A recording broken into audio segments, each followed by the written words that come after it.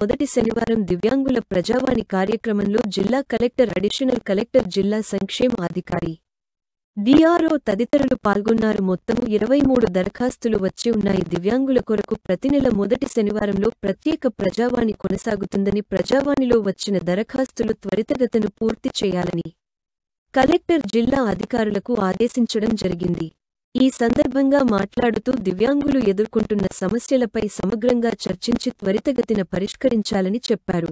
సదరం certificate renewal కోసం సంబంధిత దివ్యాంగులకు ఫోన్ చేసి సమాచారం అందించాలని సూచించారు. సదరం క్యాంపులో స్లాట్ బుకింగ్ కోసం మొబైల్ యాప్లో సిటిజన్ స్లాట్ బుకింగ్ సదుపాయం ఏర్పాటు చేయాలని చెప్పారు. నెలలో 2 సార్లు సదరం స్లాట్ బుకింగ్ నిర్వహించాలని పేర్కొన్నారు.